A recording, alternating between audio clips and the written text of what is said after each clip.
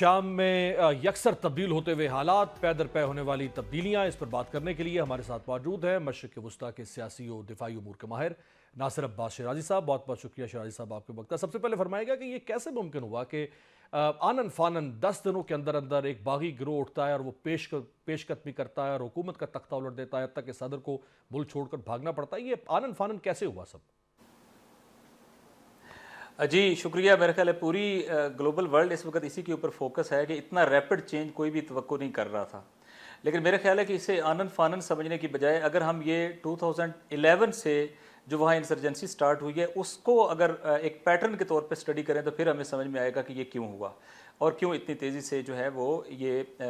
Change آئی۔ پہلے یہ ہے کہ 2011 کے اندر اگرچہ وہاں لوکل ریزنٹمنٹ موجود تھی، لیکن کراس بارڈر انفلٹریشن ہوئی اور تقریباً 1 لاکھ سے زیادہ ملیٹنٹس دنیا کے مختلف علاقوں سے، مختلف بارڈر سے پینیٹریٹ کرائے گئے سیریا کے اندر۔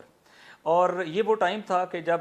رشیا انگیج نہیں تھا کسی وار کے اندر، اور جیسے ہی یہ تھریٹ اور چیزیں فیل ہوئیں، داعش کا خطرہ جو ہے وہ بھی سامنے موجود تھا، چونکہ داعشی ایلیمنٹ جو ہے وہ موجود تھے اور بعد میں وہ داعش کے نام سے ہی گیدر ہونا شروع ہو گئے۔ تو یہ جو انریسٹ تھا اس کو کسی نے بھی انریسٹ نہیں کہا، بلکہ عملی طور پہ یہ ایک انسرجنسی کاؤنٹ ہونے لگ پڑی۔ تو اس وقت بشر الاسد نے ایران کے ساتھ کولیبریٹ کیا، سیریا، اور اسی طریقے سے اس نے رشیا کے ساتھ کولیبریٹ کیا، اور آن دا گراؤنڈ بھی جو امیج تھا القاعدہ کا یا داعش کا، وہ امیج اتنا ہورفک تھا، اتنا خوفزدہ کر دینے والا تھا، گلے کاٹنے اور یہ سارا سین کہ پوری دنیا اس کی مخالف تھی اور کسی کے لیے امکان نہیں تھا کہ وہ ان کی حمایت میں آتا۔ تو نتیجہ یہ ہوا کہ بشر الاسد کے لیے اس کو کاؤنٹر کرنا یہ آسان ہو گیا، اور ان کے لیے چونکہ گلوبل سپورٹ بھی اس طریقے سے پرووائڈڈ نہیں تھی۔ لیکن اگر آپ اس وقت بھی یاد کریں تو تقریباً تمام ویسٹرن ورلڈ، یعنی ان کے پریزیڈنٹ، فرانس کے، جرمنی کے، اسی طرح یو کے، پھر امریکن پریزیڈنٹ، پھر اسی طریقے سے ریجنل کنٹریز، سب کے سب جو ہیں انہوں نے اس انسرجنسی کے ساتھ جو ریلیٹڈ مقصد تھا وہ بیان کرنا شروع کر دیا کہ بشر ہیز ٹو گو۔ لیکن بہرحال اس وقت کامیاب جو ہے وہ آپ سمجھے کہ اس کو کامیابی کے ساتھ رد کر دیا گیا، اور عملی طور پہ ایران کی اور یقینی طور پہ رشیا کی سپورٹ کے ساتھ یہ انسرجنسی جو ہے اس وقت کنٹرول ہوئی۔ لیکن اب سچویشن وہ چلتی رہی، چونکہ تمام علاقوں سے جو مختلف انتہا پسند گروہ پکڑے جاتے تھے تو ان کو ادلب کے اندر ایگزٹ دیا جاتا تھا ایک ایگریمنٹ کے تحت۔ تو ادلب ان کا اسٹرانگ ہولڈ ایریا بن گیا، اور ادلب کے ساتھ جو ہے وہ ترکی ہے، اور ترکی آپ کے علم میں ہے کہ وہ امریکہ کا نیٹو الائی ہے۔ اب جو دوسرا فیز ہے، اس فیز کے اندر بشر الاسد کے اندر سے جو ایک ویکنس نظر آئی ہے، یہ آپ 14 ماہ کی عرب جنگ دیکھیں، 14 ماہ سے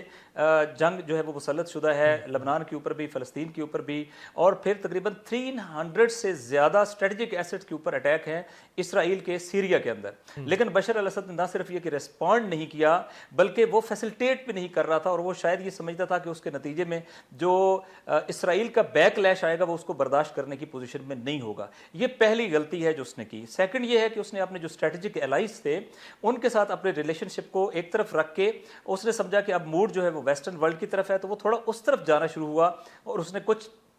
دیگر کنٹریز کے ساتھ جو ہے وہ اپنے ریلیشن شپ بہتر بنانے کی کوشش کی، جن میں سے آپ دیکھیں لاسٹ 6 منتھ۔ شیرازی صاحب یہ جدھر آپ نے اشارہ کیا، میں یہی سوال آپ سے کرنا چاہوں گا کہ ایرانی وزیر خارجہ سید عباس عراقچی انہوں نے کہا کہ ہم سے انہوں نے کوئی مدد نہیں مانگی، پہلے روس بھی ان کے ساتھ تھا،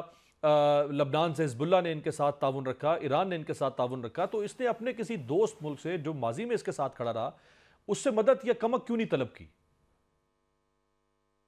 یہی اشتباہ کیا۔ اس کا یہ خیال تھا کہ اس وقت عرب ورلڈ اس کے ساتھ نارملائزیشن میں آ گئی ہے، اس کو عرب لیگ کے اندر اکاموڈیٹ کر لیا گیا ہے۔ کے ایس اے نے، یو اے ای نے، ایجپٹ نے اور دیگر کنٹریز نے، جارڈن نے اپنی دوبارہ ایمبیسیز اوپن کر دی ہیں، اور اب پریکٹیکلی خطرہ ٹل گیا ہے، اور انہیں ان کے ساتھ نارملائزیشن کرنی پڑے، چونکہ جو ایران کے ساتھ کھڑا ہوگا تو اس کا حشر وہ ہوگا جو حشر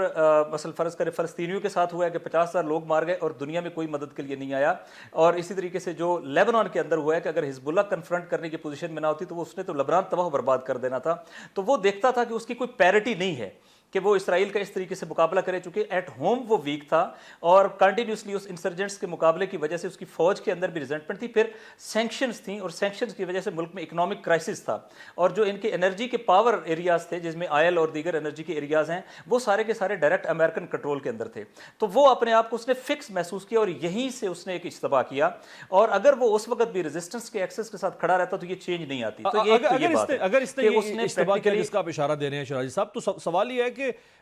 30,000 سے زائد تعداد بتائی جا رہی ہے تحریر الشام کے جنگجوؤں کی. 30,000 سے زائد لوگوں کا مطلب ہے کہ ان کے پاس ہزاروں ویپنز ہوں گے, ان کے پاس ہزاروں وہیکلز ہوں گے موبلائزیشن کے لیے. اتنی بڑی موبلائزیشن ملک کے مختلف علاقوں سے شروع ہوتی ہے جو دارالحکومت کی طرف بڑھ رہی ہے, اور وہ 10 دن تک پیش قدمی ہوتی رہی. یہ اس کی تیاری تو کئی مہینوں سے جاری ہوگی, تو اس کا مطلب ہے انٹیلیجنس فیلئر تو ان کا اپنا بھی تھا. نہیں, انٹیلیجنس فیلئر بھی تھا.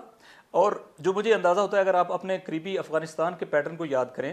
میرے ساتھ افغانستان کی لیڈرشپ کی ملاقات تھی, اور وہ اس وقت توقع رکھتے تھے کہ ہم آئندہ 2 ایئر کے اندر افغانستان ٹیک اوور کرنے میں کامیاب ہو جائیں گے. آپ حیران ہوں گے, ان میں سے ایک ان کے لا منسٹر تھے, بعض دیگر منسٹر تھے. ود ان 6 منتھ انہوں نے کابل ٹیک اوور کر لیا, اور وہ اس طریقے سے ریپڈ ٹیک اوور ہے, تو وہ خود حیران ہے. یہاں پہ بھی ایسی سچویشن ہے جب کوئی آگے کنفرنٹ ہی نہ کرے, جب دمشق تک ان کے رستے میں کوئی رکاوٹ ہی کھڑی نہ, تو صرف انہوں نے ٹریول طے کرنا ہے نا. چونکہ جہاں وہ جاتے تھے ایک آرڈر کے تحت جو فورسز تھی وہ سرنڈر کر دیتی تھی یا ایریا خالی کر دیتی تھی. یہ جو کیفیت ہوئی ہے, اس میں کچھ معلومات کے مطابق سیریا میں بشر کے جو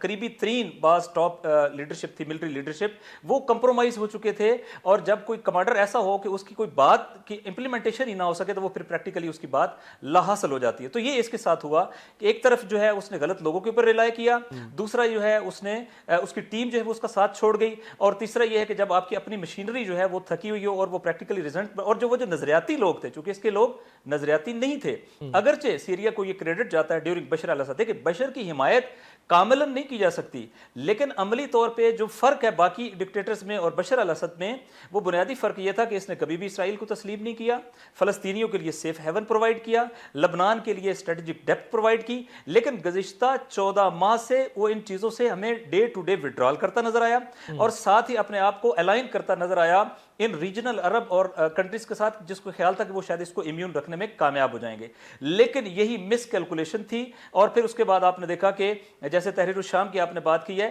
یہ ملیٹنٹس کسی ایک علاقے کے نہیں ہیں, یہ کلیئر رہے, لوگ اسے ایک پولیٹیکل چینج کہہ رہے ہیں. یہ ابھی آئندہ چند دنوں میں کلیئر ہوگی. میری ابھی آپ کے ٹیلی فون سے تھوڑی دیر پہلے, آپ کی اس ٹاک شو سے تھوڑی دیر پہلے, زینبیہ میں دمشق کے اندر جو پاکستانی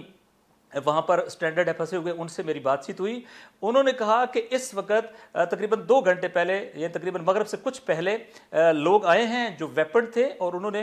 وزٹ کیا ہے. وزٹ کرنے کے بعد انہوں نے کہا کہ آپ لوگ جو ہے وہ گیٹس اوپن کر دیں, اور کسی طرح کا کوئی تھریٹ نہیں ہے, لہٰذا یو کین ڈو. اور اس وقت جو لوگ ان کے ساتھ تھے وہ سارے کے سارے, ان میں ازبک تھے, ان میں تاجک تھے, ان میں چیچن تھے, اور اوغور تھے, یعنی وہ سارے کے سارے نان سیرین تھے. تو یہ تو ظاہر ہے کہ آپ کو پتہ ہے کہ یہ بہت زبردست قسم کے جنگجو اور یہ تو بہت بڑی اور بڑی وسیع منصوبہ بندی کے ذریعے سے ممکن ہے. اس کے لیے سرمایہ چاہیے, افرادی قوت چاہیے, اسلحہ چاہیے, دیگر وسائل. آخر میں یہ فرما دیں کہ کتنا امکان ہے کہ اس میں امریکہ یا وہ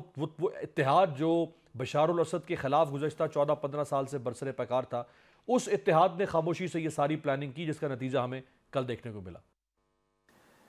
دیکھیں, اس میں تو کوئی شک نہیں ہے. آپ کو پتا ہے نیتن یاہو نے 20 کلومیٹر ایریا ٹیک اوور کر لیا ہے, اور ایریا جبل الشیخ کا ایریا ٹیک اوور کرنے کے بعد اس نے کہا ہے کہ 1974 کا ایگریمنٹ ختم ہو گیا ہے, اور اب میں سیرین ٹیریٹری کو, وہ تقریباً اس وقت دمشق سے صرف 30 کلومیٹر دور رہ گئے, وہ اپنی ایکسپینشن اور انیکسیشن کی پالیسی کے اوپر عمل پیرا ہے. اور اس نے کہا ہے کہ میں ہوں جو اس سارے معاملے کو انیشیٹ کرنے والا تھا اور بینیفیشری ہوں. امریکن پریزیڈنٹ, آپ کو پتا ہے کہ $10 ملین کا انعام تھا جولانی کے اوپر, لیکن آج جولانی جو ہے وہ آج برٹش فارن منسٹر نے کہا کہ ہم اس سے پابندیاں ہٹانے والے ہیں اور اس کو سینکشن لسٹ سے نکالنے والے ہیں. تو یہ تو واضح طور پہ ہوا کہ کانسپیریسی میں جب آپ کنسیل کر کے چیزیں چلتے ہیں اور آپ ان کو فنڈنگ کر رہے ہیں, فائننسنگ کر رہے ہیں, تو یہ گلوبل پاورز تھی جو یہاں پر انوالو تھیں, اور انہی کی وجہ سے یہ ایک چینج ہوئی ہے. اب اس چینج کو سنبھالیں گے کیسے؟ آپ کو یاد ہوگا امیر عباس, عراق کے اندر امریکنز آئے تھے اور لوگ خوش تھے کہ صدام حکومت کا خاتمہ ہوا, لیکن کیا انہیں امریکہ سے امیدیں تھی؟ بالکل نہیں تھی. اسی طرح آپ دیکھیں عراق کے اندر امریکہ آیا, افغانستان کے اندر اور لیبیا کے اندر. آج کی وہاں سچویشن کیا ہے؟ یہاں سچویشن یہ ہے کہ اگر فارن انٹرونشن بھی موجود ہے, اور اگر آپ ایک انکلوزیو گورنمنٹ نہیں بناتے, بشر الاسد از نو مور, تو کیا اس علاقے کے اندر آپ اسٹیبل یہ بہت عام سوال ہے. نیا لیبیا بن سکتا ہے. یہ جدھر آپ نے اشارہ کیا وہ تمام ممالک, صرف لیبیا نہیں, آپ مصر کو دیکھ لیں, اگر حسنی مبارک کو نکالا گیا تو ایک اور ڈکٹیٹر وہاں پہ السیسی آ کے بیٹھ گیا 10-12 سال سے. لیبیا کے بارے میں کوئی خبر نہیں ہے, ٹیونس کے بارے میں کوئی بہت بہتر خبریں نہیں آ رہی ہیں. تو ایک سوال ہے, بہرحال اس پہ بات ہوتی رہے گی آنے والے چند دنوں تک, کہ اب